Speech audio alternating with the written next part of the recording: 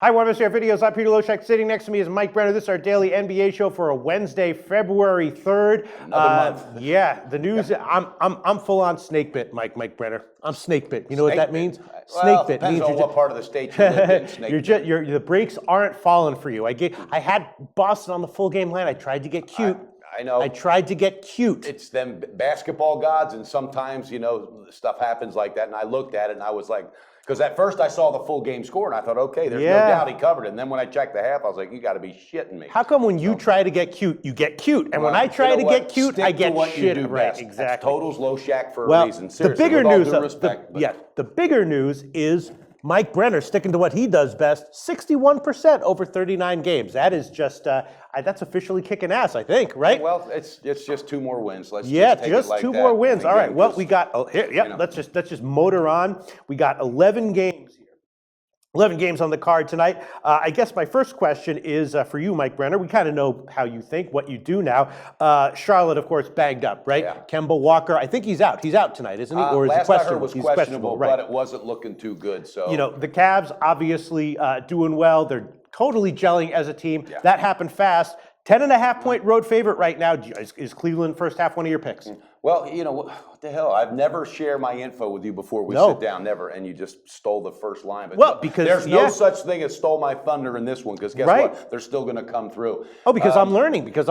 Well, and again, I'm not jumping on a bandwagon. I'm finding the value. What I did was when I saw the injury list and another report, Tyronn Lue said he's very pleased with the last 3 to 4 games, how they have picked up on what he wanted to do, which was push the pace. All right, they're buying what he's selling. This team's dangerously coming together. They showed it with San Antonio. It wasn't a fluke. I like them on the road, and I think they're going to keep trying to get that pace going, and I think the lines are really going to start to adjust. But you can grab it now. First half's -6. Yep. I actually got it at 5.5 very, very early this morning, but now it's 6 everywhere. It's very, very solid. Cavs on the first half, -6. They're going to want to That's what I was thinking. Look at my note here, Mike Brenner. I'm blind as a bat. I can't see a fucking thing. Cavs 1H, question mark, -6.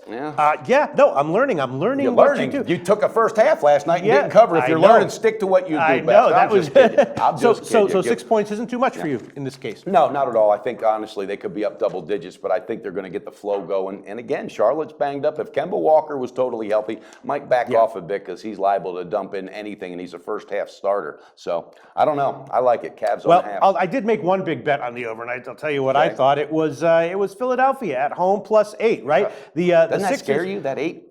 Are you making fun of me? No, really? I'm not making fun of you. Philly has covered 7 out of their last 9. Did you know that, Mike Brenner? But weren't they double digits? Again, it doesn't matter. Analytics is analytics. I don't know the exact spreads that they were in all those games. They are covering. They are covering. They lost to Golden State by just 3. Yeah. They're a young team, and Atlanta is having 6. They've also covered 5 out of their last 6 at home.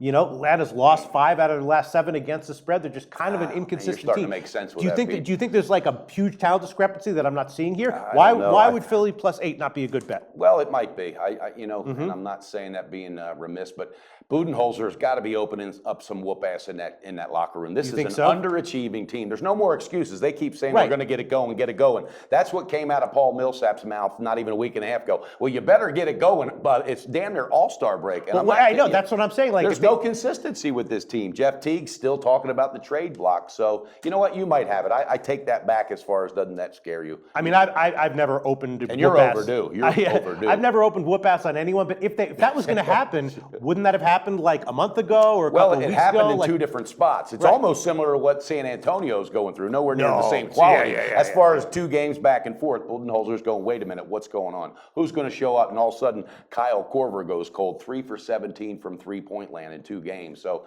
something's not happening. But tonight, that scares me because they're liable to go off and cover by 12. Who knows? Yeah, who knows? So you see Atlanta as likely to bounce back pretty soon? I hope. And if not, guess what? I'm going to fade them. If not, I'm going to fade them. And I mean that because this is a team that was clicking on all cylinders. First halves last year, they were hitting 63%. That was totally different, right? That was last year, though. Yeah. I mean, they were the most profitable team for the first. And DeMarre Carroll was there, and he was healthy, and that made a big difference. But anyway, let's move on. Then the other bet that I made, I took I took the under and even a little bit bigger, the under first half in Miami, Dallas. Right now it's 194.5 or 195. The first half I got was 98.5. Both teams are banged up, actually. Absolutely. Both teams are banged up. Back. Miami, as we discussed yesterday, old and kind of tired. And, Miami in general tends to play a slower pace and underscoring. They had a small spurt where they were covering and scoring 100 points a game. But I'm thinking they probably revert back here. Dallas, of course, an under-trender at home. We've seen some games at home with them recently where, they got nice wins, but they were very low scoring. It's a curiously high total. Darren Williams isn't, I don't think he's Deron playing. Williams out, but Williams, the guy, J.J. Barea is. And let me touch on this real quick, because Miami yesterday, they were involved in one of my teasers, and I even had a blogger say, no way, Houston's not going to win this game. Houston really did. They handled them, and they got tired in the second half. They really did. Yeah, so absolutely. You might be onto something there. So I bet both the full game line and the first half under at 98.5.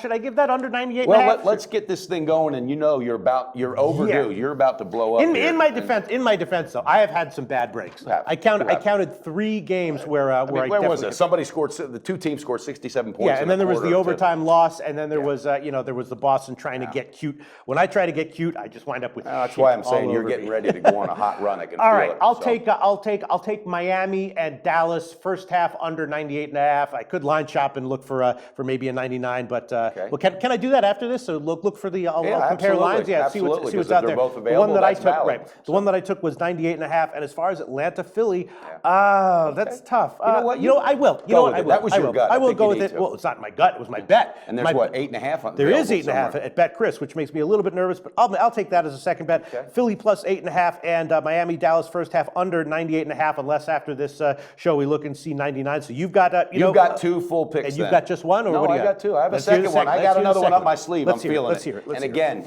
I just feel the value in this. I got another 2-team teaser. We're 6-1 on the teaser, so let's keep rolling. I got the Cavaliers because they're not going to take the foot off the pedal. Charlotte's banged up. After the adjustment, I got them at -6.5. Does that line up? Okay. All over. Here's my other team. Okay. I like the Clippers at home against a banged-up Minnesota team, okay? And the Clippers are picking up some momentum, and they know now that, Blake Griffin's gone for a while. Oh, well, what the fuck? Let's move forward. And Jamal Crawford's playing really good. I like the direction they're going. I got that at -7.5 after the adjustment. 7.5. It's 11.5 or 12 market wide. T-Wolves on a back-to-back loss to the Lakers. How do they bounce back here? Not exactly sure.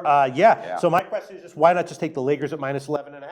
The Lakers. I'm sorry, the Jesus, Clippers. Pete, The Clippers. Banging your head again? No, because you know what? Right now, I'm just I'm feeling it with I think the value for the bet. Because the bottom line, it's about beating the book. Sure. I think the stronger value, which is less of a risk, is to go with the 2-team teaser. Clippers -7.5, Cavs -6.5. I really, really like that. I think it's an investment tonight.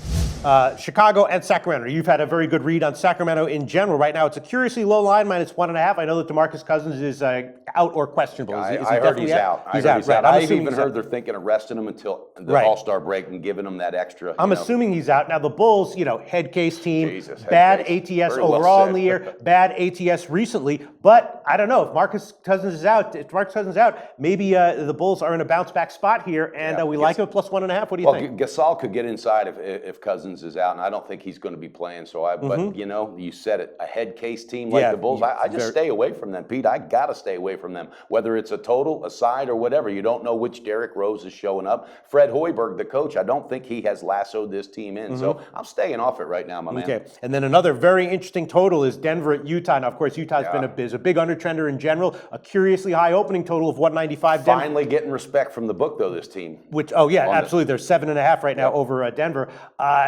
Denver and Utah played twice this year already. They both went way under. They both went into the 180s. But this total opened at 195, and now it's 195.5. What does that tell you? Ooh. That tells me that the over is probably the play. I'm not going to give it as a pick here. I think you could probably not going to bet it, but that tells me that the over is a play. They're both capable of a shootout, and we know that, Gallinari and everything else. And then let's just quickly wrap things up with Washington, another head case team at home, getting 10.5 against Golden State. Always an interesting game to analyze Golden State games. What do you think? Yeah, well, I looked at it. I almost used it and pulled the trigger on Golden State, and the reason I'm not is because Washington's pretty fully healthy. Chris Humphries is the only one that might not be playing, and they have that potential, and it's not too often, but they have that potential to show up big against a big team.